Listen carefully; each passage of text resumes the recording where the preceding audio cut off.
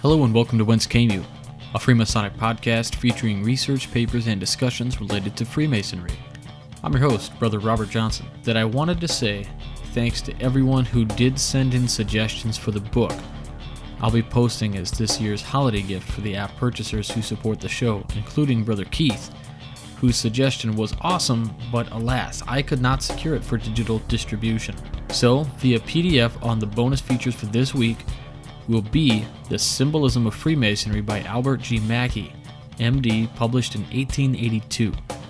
I hope you all enjoy. And remember, if you don't have the app, you can get it for Apple or Android via the links on our website, wcypodcast.com. I also wanted to mention that on the 14th, coincidentally the same day I'm recording the show, I had a piece that I wrote for the Midnight Freemasons. So I hope you got a chance to check that out. It was somewhat of a Christmas piece, and a reminder that we will be dark for the next 2 weeks. So we'll be back on the 7th of January.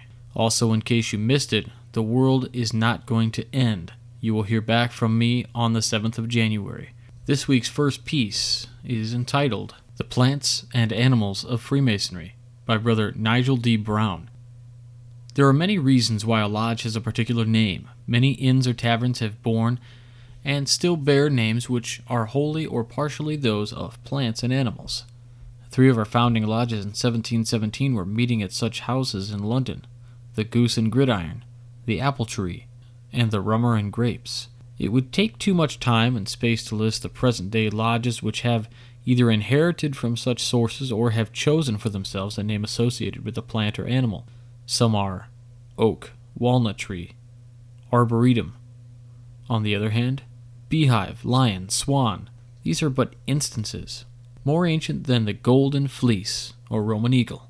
It should not be forgotten that the eagle is mentioned in craft ritual, albeit the Roman Eagle, when discussing the antiquity of Freemason's badge. This derivation comes from the emblem carried by the early kings of Rome, an ivory scepter surmounted by an eagle. This was later incorporated into the banner of the Legion of the Roman Empire. The Golden Fleece of classical mythology was a skin of a wondrous ram guarded by a sleepless dragon.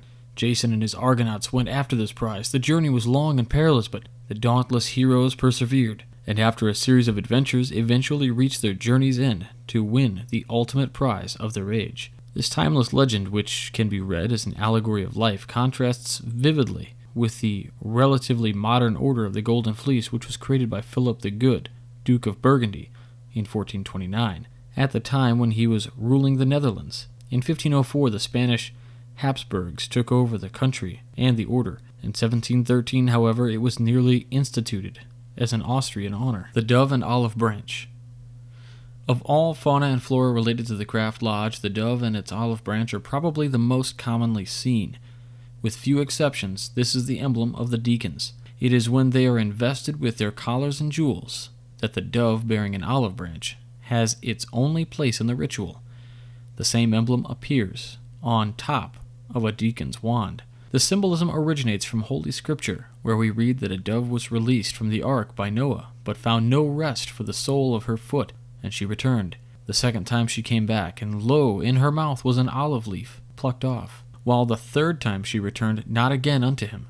Genesis 8:8-12. In this way the dove and its olive branch carry the dual symbolism of the messenger from the dove, as well as purity, peace, and innocence from the olive branch. The fruit of the olive tree is also connected with Masonic ritual, in that its oil was used to pay certain of the workmen employed of the construction of King Solomon's temple.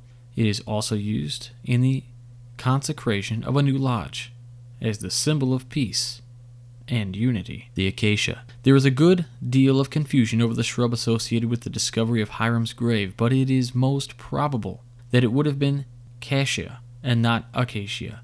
The cassia plant, one of the species of Cassia actifolio, was introduced into Europe in the early 18th century, at that time when the ritual was developing. Samuel Pritchard's Masonry Dissected, 1730, and Anderson's 1738 Constitutions both mention cassia rather than acacia in relation to the grave. On the other hand, the available French sources indicate that they had already settled for a thorny branch called acacia.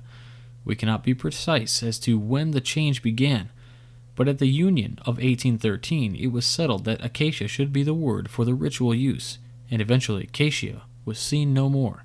It is worth mentioning that acacia, skyal, is the shita, or plural, shittim, of Exodus 25:10, the wood from which the Ark of the Covenant and the tabernacle were constructed. To some, the acacia is the tree of knowledge of good and evil, and the tree of the serpent. The Egyptians revered the acacia and used it to make funeral wreaths. Legend connects it with other plants to the wood of the cross of Christ, his own cross of thorns and a burning bush. There are many aspects to the symbolism of acacia and with other plants. Rosemary, box, myrtle, and willow. It reflects a belief in resurrection. Phoenix Lodge of Honor and Prudence, in its unique ritual, refers to acacia as signifying innocence or freedom from sin. It appears to bloom and flourish in its place, as if to say, O death, where is thy sting? O grave, where is thy victory? And it thereby symbolizes immortality, a necessity of life. Corn with wine and oil was a weekly wage for some of the workmen at King Solomon's temple. In the Holy Land, it would have been more likely that the grain was sorghum or millet, but a wide range of cereals was grown. An ear of corn near to a fall of water is the interpretation of a test word used by the troops of Jephthah to distinguish the Ephraimites after the battle on the banks of the river Jordan. The Hebrew word used to distinguish friend from foe has two meanings: a flood of water and an ear of corn. Corn is used in the ceremony of consecrating a new lodge as an emblem of plenty. Under the Netherlandic Constitution, a sheaf of corn stands in the lodge, and seeds of the grain are cast for a different reason. As the ripe corn proves germinal force of the sown seed, so, in the same way, the life of a master mason should bear witness to the strength and supreme principle which he is upholding, enriched with lilywork and pomegranates. Both lilywork and pomegranates are named in the Bible in descriptions of the pillars outside the temple, in Kings 7 and 2 Chronicles. The pomegranate was widely grown in the Middle East in those days, and it does indeed produce a large number of seeds. There are several referenced in the Bible, and perhaps most interestingly is one in the Old Testament, Exodus 28:33. Here the robes of the ephod were blue, and upon hem of it thou should make pomegranates blue, and of purple, and of scarlet.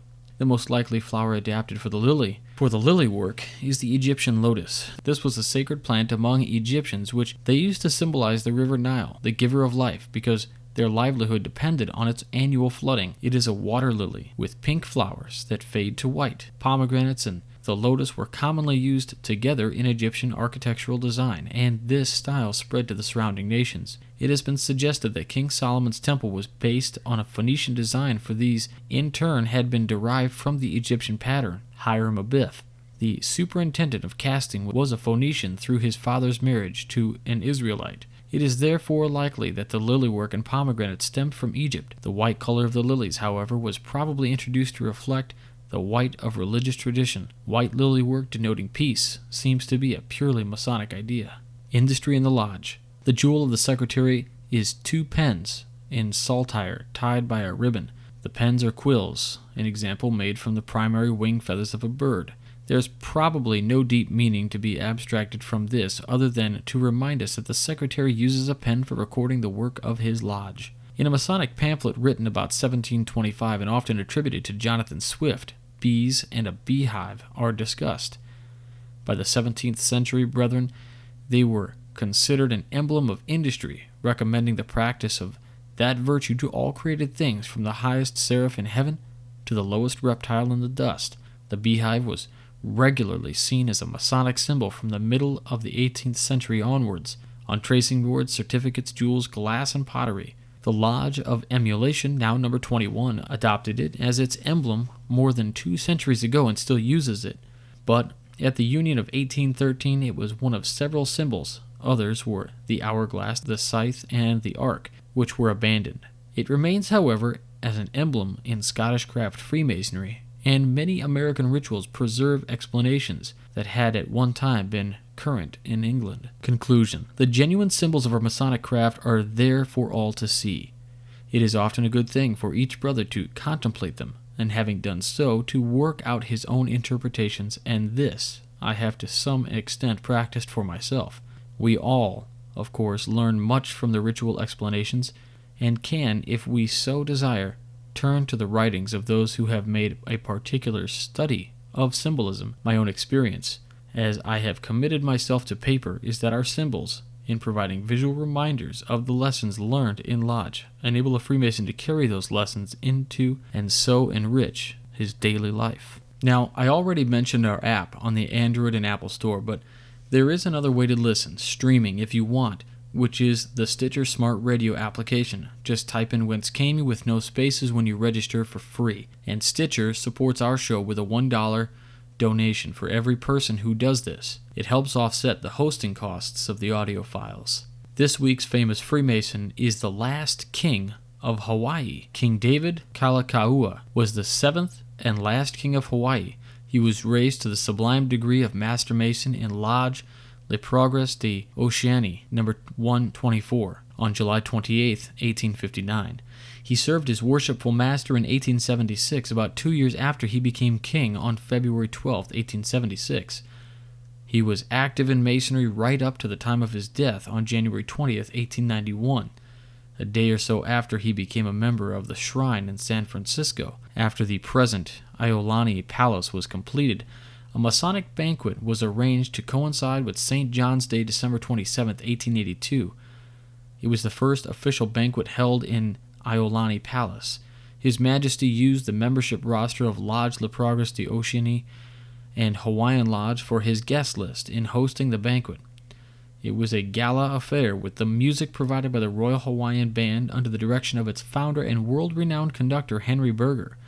The Hawaiian national anthem, Hawaii Pono'i, which is still sung today at state and municipal function, was composed jointly by David Kalakaua, who wrote the lyrics, and Professor Henry Berger, who wrote the music. That's it for this week. Remember to follow on Twitter at Whence Came You, and find us on Facebook, Tumblr, Pinterest, Google+, etc. There will be plenty of posts between now and the 7th, so just no audio. Don't forget our friends at the Midnight Freemason. And the original Midnight Freemason, Todd E. Creason, has his famous Freemason quote mugs all in stock. Those are great gifts for the Mason in your life. Also, we have our shop as well, which is run through Cafe Press. Links to the shop as well as everything else are on the website, wcypodcast.com. What's in our shop? Well, we have a popular Ringer t-shirt with a logo and Whence Came You on it, tow hitches with the Masonic Off-Roaders logo. That's right, we did something cool with them, looking to make some rear tire covers soon as well. Anyway, enjoy the book, enjoy your families, enjoy life. Remember, I'll talk to you all next year. For Whence Came You, I'm Robert Johnson.